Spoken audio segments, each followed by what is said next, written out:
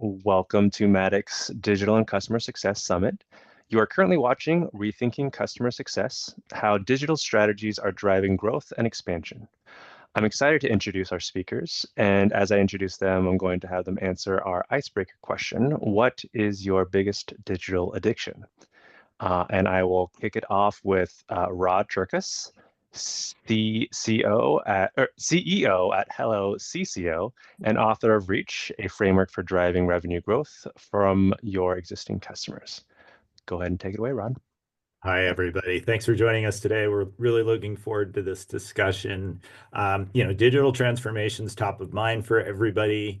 And we have a great group of executives who are going to share some examples of how they've thought about digital in their businesses, examples of how they're applying it, and hopefully be able to answer some questions and provide you with insights that you can bring back to your business. So I'm the CEO of Hello CCO. It's a consulting company. I've previously worked at places like Gainsight, Marketo, Intuit, and RingCentral. And I also have authored 2 books for post-sale leaders. My biggest digital addiction recently is ChatGPT introduced this new image editor where you can upload like real pictures of yourself and turn them into like anime or cartoon-like, and it's totally fun. My dog looks amazing, just like my dog, but little cartoon dog that can do it's pretty incredible. So I encourage you to try that out. So let me introduce the various panelists, and they're going to share what they do at their companies and also where their kind of this digital focus sits in their organization. So Janine, could you introduce yourself? Of course. Thank you. So hi, everybody. I'm Janine Crispino. I'm Senior Vice President of Customer Success here at Six Sense. I've been at Six Sense for almost 7 years, so I've seen us through quite a bit of growth, which has kind of fueled our digital transformation. For us, digital success is really about automating and kind of enhancing the customer journey and figuring out what components of that journey can be digital and what components still need to have that human touch, which is still very important. So that's a big part of our focus, and I'm excited to chat with you guys about it today. My biggest digital addiction, I guess, I haven't done the ChatGPT one. I need to do it. But I'm typical, guys. I am Instagram sending my coworkers and my friends memes throughout the day, in the middle of the night. I'm one of those people that just keeps sending them. So I'm excited to chat with you guys today. Excellent. Thank you. Miranda? Yeah, hi everyone. Miranda Dekonsky, Vice President at ID.me. So my biggest addiction is Diet Coke, as those that know me. But my digital addiction, I'm kind of with you, Janine. I am on Instagram a lot. I have started playing around with ChatGPT a lot as well. So I have been doing some photo things as well, Rod, in there, and it's a lot of fun. But it's honestly, it's between Instagram and LinkedIn for me, or a word game. Anything I can do on my cell phone while I'm buying time somewhere. And other question was, where are we, or where am I with my digital journey? Is that right? Yes. Okay, yeah. So I have been at ID.me now just for a handful of months. So I'll probably refer a lot to previous organizations. This is my 10th tech company. I generally specialize between that 3 to 50 million range, even though I'm at a much, much larger organization now. And for me, it's a lot of what Janine said. I am a big believer that customers don't always want to be handheld. So I try to figure out how we can weave in the digital assistance when needed to be able to not only reach them for engagement, but to help them achieve success, whatever success looks like for them. That's how I tend to approach it. So. Thank you. Lawrence? Yeah, hi everyone. My name is Lawrence Leong. I head up scaled customer success at Okta. And so where digital fits with that is we're really trying to marry digital programs, which started out as something for kind of the long tail of customers, and marry that with human outreach as well, with a pooled CSM and TAM team. And ultimately what we're trying to do is drive better renewal and growth outcomes for Okta and better outcomes for our customers. So that's kind of the journey we're on. Excited to talk about that later as well. I guess my digital addiction would be the New York Times crossword. I've done every crossword online, I think going back for the last, I think I'm close to 6 years now. I typically do it every night. I do the next mornings. The only one I don't do digitally is Sunday, because my wife and I do the Sunday hard copy together. So that's a little Sunday morning tradition we have. Outstanding. Very good. And Patrice? Hi, everybody. Patrice Sawchuk. I lead our global success organization at SalesLoft. What digital success looks like for us? I would say digital is a core strategy for the entire customer org. So it spans broader than CS for us. We are all in on AI. We've had hackathons. We're a Gemini house, and we've got really smart people building all types of gems and doing some really creative things. When I think about digital for SalesLoft, I think it's a combination of a couple of things. We do have a small but mighty team of scaled CSMs and operating in a one-to-many type of fashion. We are constantly evaluating our tech stack to figure out how we can be more efficient internally, from top hands-on CSMs to our digital team.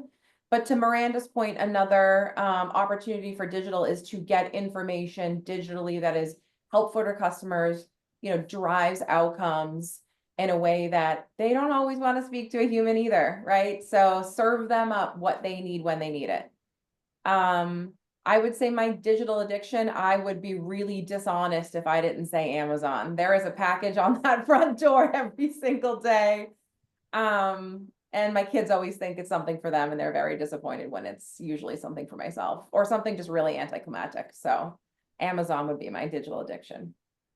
Excellent. Well, thanks everybody. I'm looking forward to this discussion and sharing information with our the folks on the call today. So digital transformation and using digital is on the mind of all of our post-sale leaders, but it does mean different things to different people, right? In some cases, we'll talk about it. It's a team, and others, it's sort of like a mindset with the use of AI. There's there's application of tools that you're already using, or potentially buying new tools. It could be the concept around automation. So it does mean a lot of things to different people. And we'll talk in a couple of minutes about what some of the programs are that you've seen work in your organization.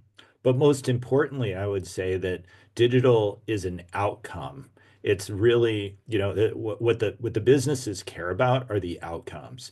And these various digital programs that we're thinking about and teams are really just inputs to achieving that. And over the last couple of weeks, I think many of us at our companies or clients have started to see a little bit of anxiety about this economic uncertainty. And so I think in our discussion today, we'll be trying to come up with some ideas that you can bring back to your business proactively to help them anticipate it. Whether your executives have come and said, hey, things are going to be tougher in the future, we need you to do more with less, or we need to make cuts. Your leaders are probably thinking about it and will appreciate you coming to them with ideas. So I'd love to start with a question about kind of real world wins that you've had in the past using some type of digital or automated or self-service approach. And maybe I could direct the first question to Patrice.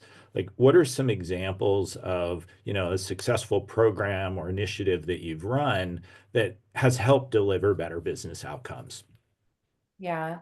When I joined SalesLoft about a year ago, I was very impressed that they had such a strong digital strategy in place already.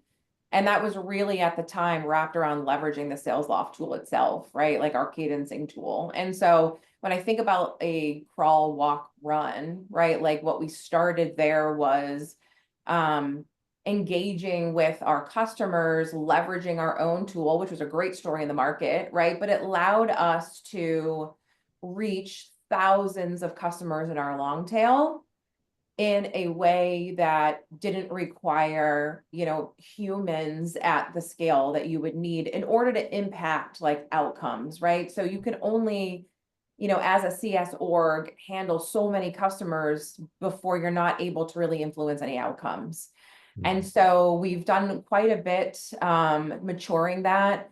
And I think that kind of first step of maturity was putting customers in cohorts that are like each other and giving them information that's going to help them to be successful, but also hear from us outside of a commercial conversation, because that's another challenge, a challenge too of these long tail customers when we don't engage with them outside of a renewal or a commercial conversation. And then I think the other thing I would mention that's worked really well, I'd be remiss if I didn't mention that, we've worked really closely with Matic to automate our content generation. And so that has been super helpful for our, white glove. It's not always digital, doesn't always mean like long tail customers, right? Like I think no matter how, high touch you are, there's still manual work that you can be using tools to help you to be more efficient so that you can use people to engage in the work that people need to do, building relationships with customers. And so we had a really successful project with Matic, auto-generating our QBR decks. And so it gives you that starting point, scrapes all the data that it has access to, and then the CSM can then create the story, clean up the data, and then it really helps them to be more efficient. So those are two examples, high touch and low touch. I think it's important to know that digital belongs everywhere in the CS engagement model. Yeah, and Patrice, when you, in that first example, when you're communicating with your customers, what information are you sharing with them in those different cohorts? I think it depends on what cohort they're in, right? So we take a look at customers that are unhealthy, and we almost drive these nurture campaigns to help drive maybe technical health. Maybe customers are struggling to adopt, and we have some webinars or some education that we can point them to. Maybe we have customers that are brand new, and so we need to nurture them a little bit different. They're post onboarding, and so we need to get like some basics out to them early on. And so we're putting them in these kind of journeys, leveraging the SalesLoft platform to push information to them that's relevant to their cohort. Great. And Janine, what examples have you seen that you've worked on that have been successful that others might be able to use? Yeah, so Patrice, I wasn't as, I've been at 6 Sense for a while, and digital is pretty new for us. I would say probably in the last year or so. We obviously are an AI company, so we have our AI that's running different digital plays all the time for prospects and customers. But when it came to actually making the CS process digital, we took a step back and we actually started small last year. So we started with one of our customer bases for our lower segment, and to really target those customers with an approach that would allow, similar to Patrice, CSMs to have more accounts than our upper segment market. So in terms of what we used to target, same exact thing. We started from the beginning. So we tried to kind of tailor everything back to the customer journey and map it. So instead of saying, hey, we're going to have a digital program that just gets a customer to adopt, we actually mapped out the full customer journey. And we said, what components of this journey can we automate, right? Where it's the same customer experience or even better. And it will free up the CSMs a bit. I loved hearing a couple of folks just now say, hey, I think people prefer to not speak to a CSM versus speak to one. I feel like on our side, customers want to speak to my team all the time, and it's great, but I have to free up their time. So, what I've been doing is really working on these different digital strategies where the campaigns, the automation is leading the customer through the journey, onboarding, what's next, use case development, what should your maturity model look like? And then it is saving the CSM for those high touch moments where we want their time. And more importantly, I think in this digital world, we are all on back-to-back Zooms, like all day, every day. And I want my CSMs to go back to having some free time in their day to truly think and be that strategic advisor for when they get on with the customer, to have those like real value conversations versus just getting on and going through a checklist or an event invite that could be done via email or another strategy. So we started there and we've been growing from there. Right. Have you been using AI to supplement those digital strategies to make your CSMs even more efficient to prepare for those Zoom meetings or those high touch interactions? Yeah, for sure. So We're using Matic as well to, generate our templates and whatnot. But with 6sense, we'll use our AI agents to kind of send emails to customers. It's really cool. It looks like it's coming from me even, they get mad at me when I say Janine bot, so Janine AI. But it helps customers engage and interact, and it takes it off of my CSM's plate. Similar, we run digital strategies using display, LinkedIn, social, but taking the AI, like the predictive model, to target customers where they're at, right? So they're in the renewal process with us. I want my CSMs to be working that renewal, of course, but we need to use digital strategy and AI to talk to the customer in different ways. So it's been great. I mean, we've been in AI for years, but I feel like every day there's something new that we all want to get our hands on and just try and figure out if it works. Yeah. Yeah. I think that's a really important point, is it enables your CSMs to do more with their existing customers when they're talking with them in person, but the AI can make that time even more efficient. As I work with my own clients, I help them apply AI, use ChatGPT, create GPTs that can sort of supplement it so that they can get this like very personalized, very targeted approach to prepare for meetings, to follow up, to help anticipate expansion opportunities that really free up our, like my clients' time for those digital approaches. Miranda, what are some examples of things that you've seen work? So I've been taking notes, and I agree with everything that Patrice and Janine have said so far. All fantastic ideas. I'm going to take a smaller company hat. First, I like to always segment out my customers by persona if possible.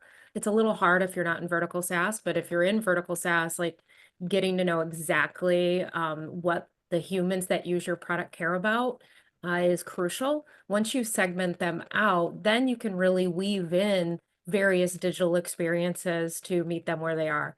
I am a believer that, if you're dealing with a more technical crowd, unless you have very technical CSMs, they're not going to want to talk to your CSM. So just keep that in mind. So you're going to have to think and meet them where they are.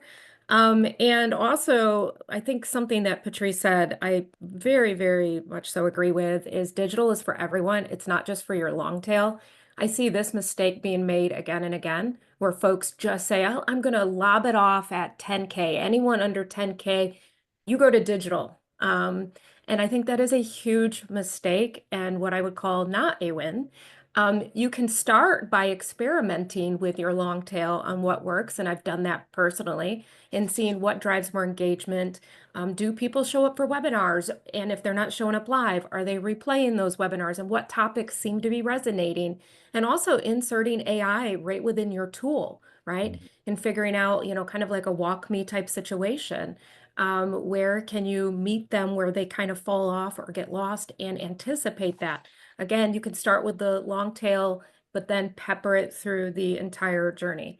The last point and last thing that I want to say in areas of success I've had is running what I call a daily, weekly, monthly exercise with my CSMs, especially at early stages. CSMs can get bogged down as generalist, and everything can kind of get lobbed over the wall to them. So getting a firm grasp on what your CSMs are doing daily, weekly, monthly, and then picking out areas that don't require critical thinking, that you can leverage AI, you can, maybe automate or move over to the support organization and have the AI chatbot take care of it. Identify those types of things early. That's always a big win, and it's going to help you with efficiencies as well. Yeah, some great examples. Lawrence, when you think about some programs that you or your teams have executed or that you've seen that have worked, can you share some? Absolutely. So first, I'll echo what Miranda said and others have said. Sometimes I do hear high touch CSMs, and they will say, well, that digital stuff, it doesn't apply to me, or I don't pay attention to it because I'm high touch and my customers are, special or whatever. And my response to that is always, that usually in my mind means one of two things, or maybe both things. One is the CSM team just isn't familiar enough with those digital programs, and they haven't taken the time to learn them. Or the second thing is that the CSM team hasn't presented requirements to the digital team, right? Maybe something really isn't quite right for that cohort of customers. And to that, my challenge to the CSMs is always, well, have you brought those requirements to the digital team? So, but I completely agree that, I think of human and digital, they should both kind of force multiply each other. And then Rod, to answer your question, I think when we think of kind of overall our digital and our scaled programs, we think of, I would call it 4 different areas. So onboarding is definitely one. Risk-led, so Patrice, you mentioned that, right? Risky customers who never got started. So risk-led. The third category I would call feature adoption. So ones that have gotten successfully deployed and maybe got the basics done, but now, in terms of taking the next steps, they could adopt this feature. And then I would say the last one is this idea of value-led. So we have at Okta, for example, an identity maturity model, right? And we can use that to show value. I would put kind of automated QBR kinds of things in that category too. So something that we've done specifically along those lines is we've had good success with benchmarking. So when we do feature adoption and value-led, we can go to a customer, like one example is one feature that's a key feature for Okta and we think important for our customers is phishing resistant multi-factor authentication. And so we can go to customers and say, here is your usage of phishing resistant multi-factor authentication, but compared to your peers in your industry and of a similar size to you, your phishing resistant authentication is X, and the benchmark that we can see from our data, anonymized of course, is Y. And that's usually a pretty powerful data point. We actually roll that out as part of our Matic, decks that we create. And it gives us a really good way to go to that customer. And, I do think that's a way of adding value for the customer where you're showing them, here's what your peers are doing, and here's where you compare to that. Lawrence, I know it's not my term, but I want to tell you how much I love that. We put maturity matrix in place at the past few companies I was at. And I mean, there's a lot you can do there to really drive conversation, but also drive future growth as well, future investment. Make sure they're getting the most out of their current investment and pave the path for more. So I love that you're doing that. Yeah. I mean, this has been a really good mix of examples that you shared. So let me see if I can kind of recap for folks some of the themes that we heard. One of the themes is that digital is not just for the long tail of customers, that it may start with that because maybe there's someone that's setting up the initiatives, but it's really a set of resources that can work across your whole customer base. Second is that it can benefit from having some type of maturity model where you're looking at cohorts of customers, where they are in their journey, what you could encourage them to do next, or where they're stuck. And by doing that, a third is that it can also include self-service resources. So it doesn't necessarily need to be sort of a CSM or a CSM substitute, but there can be resources that you make available, like these webinars like today. But I participated and ran a webinar yesterday with Vitally that had 300 registrants around reach and this expansion and how you could do that in Vitally. And the example for that was that, they don't have to have all of their CSMs reach out to help demonstrate a benefit of using their solution to all of their customers. They could make it available, and then it creates repeatable resources on their website. And so the use of various types of resources. And then lastly is being able to demonstrate the impact of these programs, like being able to measure it, be able to see customers expand or move along the maturity curve, or how much more effective your CSMs can be. So I think those are some of the trends that I've heard. Now, I know not all of these digital programs depend on sort of tools and solutions and outside vendors, but I would like to get everybody's input on maybe one or two of the tools or solutions that you use that you recommend that might be something that the folks that are listening can consider. Maybe Lawrence, we'll start with you. Sure. So a lot of our, we definitely use Matic pretty heavily, like I mentioned, benchmarking, QBR decks. Some of that goes to customers directly, and some of that we also see as an efficiency play for CSMs. We use Gainsight pretty heavily. That's what we drive our scale CSM activity out of. But one tool that we are kind of excited about and starting to adopt now, Rod, you mentioned self-service. So we're also starting to roll out Ever After. I'm curious if other folks are using that. And one of the ways we're using Ever After is for customers in the long tail to essentially self-declare, right, their version of a success plan, or tell us their business priorities. That's typically something you would do in a high touch customer success scenario where the CSM would sit down, hey, customer, what are your business drivers for buying Okta? And then you can continue the customer journey based on that. But we're starting to do that with Ever After in an automated way, which then will give us the ability to do digital, much more targeted digital stuff down the road, because we can target it to their specific business drivers. Excellent. And what are you, like, when you think about the value of Ever After, what is the outcome that you think you can get by using it? I think initially it's being much more targeted, so then they've declared to us, they being the customers, have declared to us, I'm buying Okta because I'm primarily concerned about security, or I'm primarily concerned about, customer experience or operational efficiency.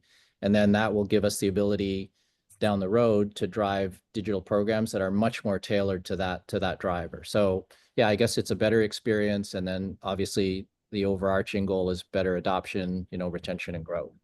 Yeah. Great. Janine? Yeah, so we use a number of tools that we are trying to parse down a bit, or at least, have more focus on. But we've been using Gainsight now for about 2 years. Built out a lot in Gainsight over the last, I would say, 18 months.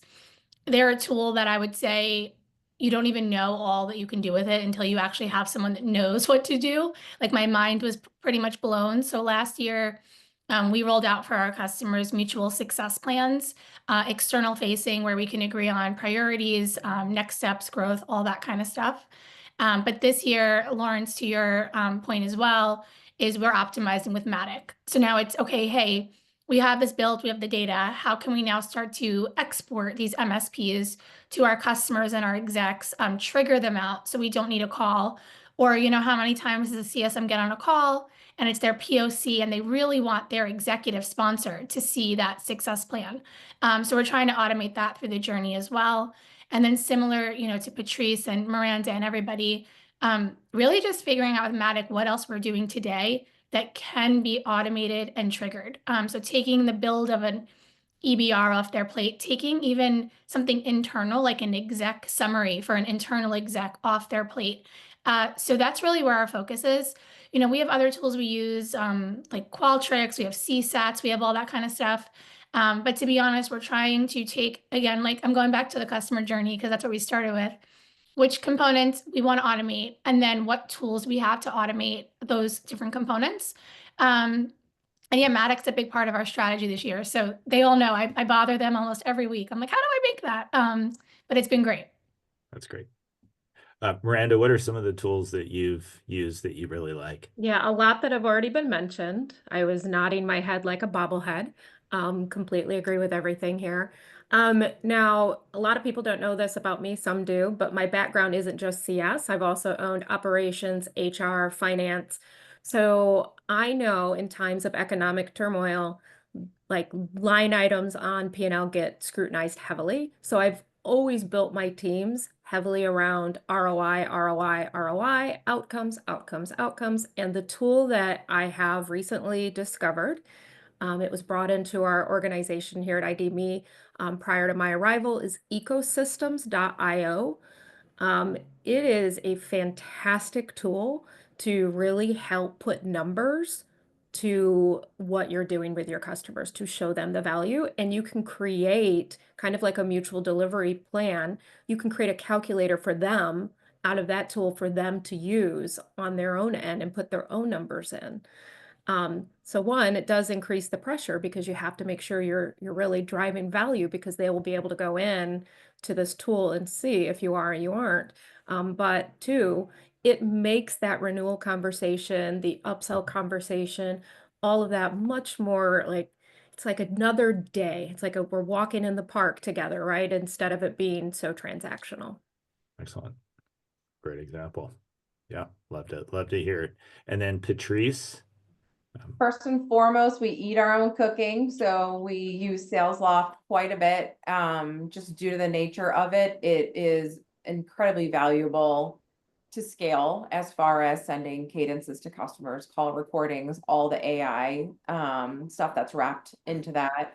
We use it top to bottom as far as our engagement model goes. It also gives leaders visibility into CS activity, which historically for me as a CS leader for many years, it's really hard. You know, your CSMs work in their book, right? And sometimes it can be really hard to provide coaching, see, you know, who they're meeting with. And so SalesLoft is a great platform for that. We do also use Ever After, Lawrence. And so we're actually launching a digital success center where customers can self-serve and build their own success plans based on, you know, the journeys that we build for them. So that's going to be super exciting. I think that probably will be in our long tail and medium-sized customers that we don't have like a bespoke engagement with, but super exciting. And some customers just like to go out there and try things on like a digital success center. We have a really great chatbot. I know that feels like old given where we are now, but we leverage it internally and externally. So what we love about it, and again, top to bottom, is if the results are accurate and reliable, customers love to go to a chatbot to ask a random question versus waiting till they can get their CSM on the phone. And then for CSMs, we use it. It scrapes all of our knowledge base. So it's like, remind me what we released in the last, like whatever random question your customer throws at you, you can put it in the chatbot. So that's been super helpful. And then I think people have talked about success, CSPs here. We leverage a vendor called Hook. What I will say about Hook is they have an incredible health scoring backbone to it. It's kind of really what it's known for. It's a different type of success platform than kind of like your gain site. That allows us to see what customers are healthy and unhealthy, and then it serves up suggested actions, but it's incredibly predictive of churn or hopefully renewal. So those are kind of the top ones. Similar, Janine, we have a lot. We're kind of evaluating our tech stack to make it a bit simpler, but a lot of really neat things going on. Yeah. When I'm working with my clients, I'm really encouraging them to try lots of different things. And it feels like that's kind of where we are in the industry right now, is there are a lot of choices. There's probably going to be a lot of roadkill out there, but at least companies are trying. They're trying to change the mindset of how can you do things more efficiently, seeing what works.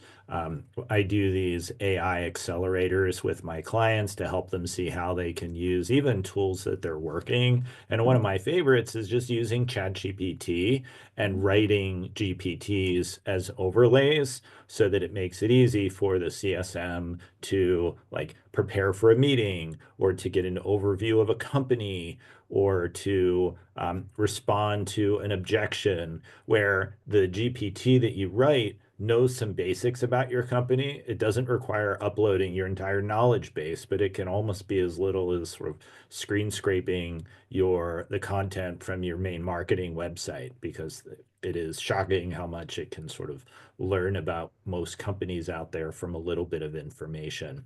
So I love the fact that you and your teams are innovating, trying out different solutions, seeing what works, trying to measure the impact of that. Honestly, Rod, I think people right now in customer success are underutilizing ChatGPT. Yeah. And writing a GPT isn't as hard as people think. It's super easy. I will say one other thing that I do have my teams do, especially those that are working with, public companies that are publicly traded, is once the earning statements come out, you upload that into ChatGPT and you say, I work at this company. What are the top 5 things I should be focused on as a customer success manager? It will scan the earning statement. It'll spit it out for you and tell you, and it's pretty close. Yeah, right. Yeah. It's very good. And to add to that, if it is a public company, in addition to their earning statements and transcripts, which they all make available, they're like legally required to on their websites, they also are required to post their investor presentations, which are often PowerPoints that they give on Right. a quarterly basis or at some investor conference that says, hey, here's our strategy, here's our past growth, here's our forecast of what we're doing. And so you can download those in just a second, like you said, upload that into ChatGPT or a specific overlay GPT that you've created and say, hey, based on this, what are some expansion opportunities or how could our solution fit in? So I think there's a lot of really clever ways that teams can do this. And I see this with my clients. These are some of the workshops that I end up doing with them, is just training them on the basics, because you're right. I think a lot of people are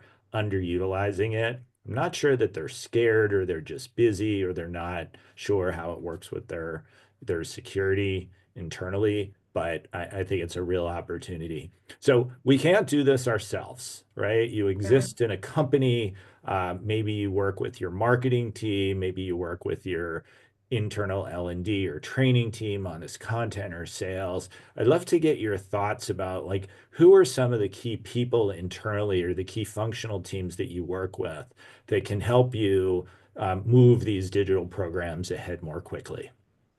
Marketing. Okay, there you go. They're the experts. This is what they do. Yeah.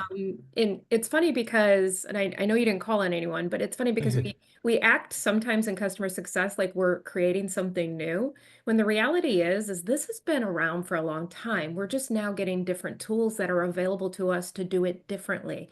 Essentially, what we're doing is marketing.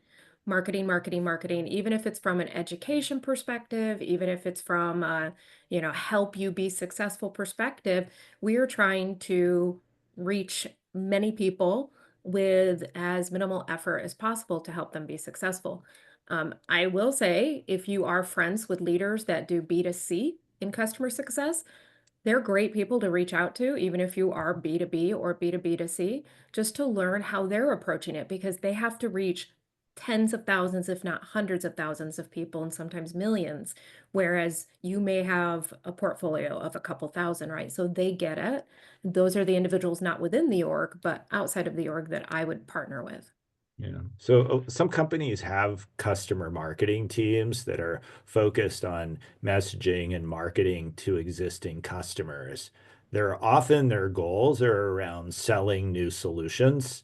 And then the marketers the other demand gen marketers are really talking to prospects. So they're doing these things, they're nurturing, but they're often focused on, like, driving a sale. Does anybody have an example of how you've worked with them to help, secure some of their time, where it might not be about, like, leading to an immediate sale, but nurturing a customer, helping to turn around, like, running these digital programs? Anybody have a good So example of how to get that? historically, at other organizations, how we have solved for that is everybody's tied to NRR somehow.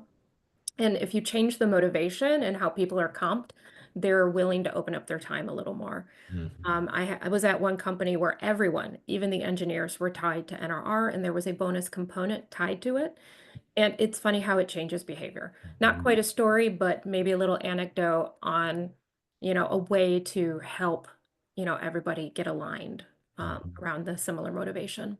Yeah. I think the reality with customer marketing is they're already doing that work, right? And so what we did at Sales Loft was we came together with our customer marketing team. They already had the narrative, they had the campaigns built, and we just sat shoulder to shoulder and said, okay, what is going to be customer marketing swim lane, and then what is going to be the digital CS swim lane? And we built that together.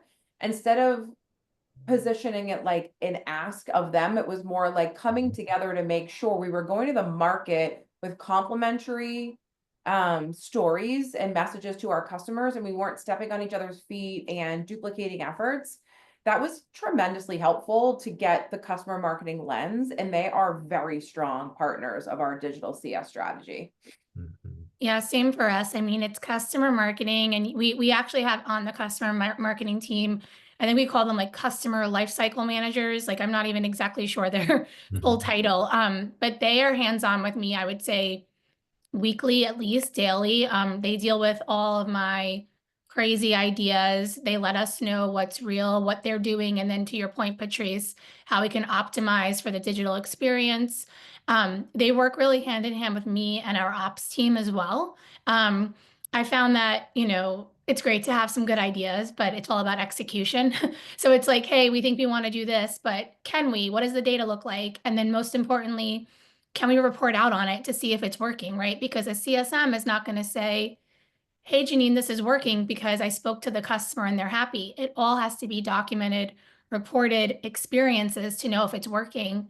And I think you have to be able to quickly pivot. Like if it's not working, it's digital, change it up. And I really work with my marketing team, the lifecycle marketing team, to figure that out. Like, what are we doing that's really cool? And like, can we automate it so we can get it to all 2,500 of our customers versus needing the CSM to have these one-to-one communication and relationships? Yeah. Yeah. Sorry, Lawrence. If I could chime in on that, I do think, I have this slide I've been using internally for some of our planning sessions, and I think of it as if you look at the long tail of customers that we're talking about, and think about all the groups. Typically in any organization, you'll have a lot of groups that are touching those customers, right? So you have marketing and customer marketing and maybe digital and CS. And oh, by the way, you typically have AEs, at least in Okta, there's a segment of the market where we have AEs just over existing customers. So you have all these teams that are all kind of producing stuff and touching those customers. And the thing that sometimes is missing and something we're now working on is, and kind of one of my key words, I guess, is alignment. So can you align all of those teams, all of which are doing good things with good intentions, but can you align them around a couple specific plays? So for example, this phishing resistant, multi-factor authentication that I mentioned, that is now a key play that across our company at the senior exec level, we said feature adoption on this is important. And I love that because that means we can start to align all these groups around that. And one, I guess, thing that I'm trying to do and something maybe to consider is I feel like, yes, there's all these teams, but who is it that really has kind of stamped on their forehead the gross or net retention element? It's typically us in customer success, right? And so that's where I would encourage customer success leaders, don't be shy about trying to assemble that team, pull them together in alignment, but you are the one, my advice would be you are the one that should drive it in service of retention, because as you point out, Rod, you might have customer marketing and they might have a different goal of upsell, for example, and that's fine, let them do that. But who is going to drive it in service of retention? I feel like it should be us as CS leaders, right? So right now, what we're actively trying to do, what I'm actually trying to do is pull together these other teams and try to align them around, a couple specific plays. Company leadership has helped in that regard, but I kind of feel like we in CS need to own that from a retention perspective. Yep. So we have about 2 minutes left. I'd love to get a really quick thought. There may be folks that are listening today that are thinking about how do they either start or accelerate their digital programs. What would be your one recommendation for them to feel like they can make progress in the next couple of months? Janine? I would just say, doubling down on what I said earlier, like map it out. What does your current program look like today? And then map out, what does your ideal program look like? Like, what is your North Star? And then from there, kind of circle and segment out what could be automated. You'd be shocked, I think, going through what you really can have digital versus human interaction. So I don't know, old school whiteboard, maybe get out the Post-it notes, but that's what really helped us figure out where to go digital. Excellent. Lawrence? I would go back to those four that I mentioned: onboarding, risky customers, feature adoption, and then value led. So I would say if you don't have onboarding, I would tend to say start there, right? And then if you have onboarding, maybe the next thing is risky, feature adoption, and then value led. Excellent. Patrice? Yeah, very similar to Lawrence, right? I mentioned that's what I meant before, and someone had asked that question in the chat, so maybe I can answer it by kind of seconding what Lawrence just said. That's what I mean about cohorts, right? Like find customers that you can group together, and then you can send them campaigns digitally in mass to help drive an outcome for them and hopefully your company, right? So risky customers, for an example, right? Or customers that are struggling to adopt, or customers are 6 months from renewal. How do we want to touch them before we start having the renewal conversation, right? So put them in cohorts. I think just start somewhere, right? Like there's a crawl, walk, run. Don't boil the ocean. It's not as scary if you start small. Make sure you can measure results. That's a big thing too, right? Like it's really important that you're able to draw a baseline, try something, and then measure the results, because sometimes it doesn't work and that's okay. You just need to pivot and try something new, but you can't do that if you're not measuring the outcomes or the results. Excellent. And Miranda, super quick. Yes, so everything that's already been said, plus, really understand what your CSMs are doing that does not require critical thinking and start there. That is like low-hanging fruit, and not only will it help you with efficiencies, it's also going to make you a hero to your CSMs if they're not having to do mundane things. Excellent. Well, what a great discussion. I really appreciate everybody's time. Thanks to Matic for hosting this. And one last thought that I would have, I love this concept around like the old school Post-it notes. I know for me on my monitor here, I have lots of sticky notes. I would encourage you, make a sticky note right now of something that you learned and that you're going to commit to doing differently in your business, whether it's like just asking the question, hey, is this something that in our business we can automate or digitize? Or maybe there's some other takeaway of a tool to try out or something you're going to do differently. But I'd encourage you, try something different based on what you heard today. Put that sticky note up there. Let one of us know. I know I'd be happy to talk with any of you. I would encourage you to reach out to the other panelists, follow everyone on LinkedIn, and good luck with your digital journey and some of the challenges that inevitably you'll be facing over the next couple of months. Always be thinking about how to do things more efficiently. So thank you, Pascal. Is there anything that you'd like to share before we drop? Yeah, just a big thank you to all the panelists and for everybody to attend today. This session is recorded. It will be in our resource hub, and all attendees will be emailed about that about next week. So thank you so much and have a great rest of the day. Thank you. Thank you. You. Bye, all.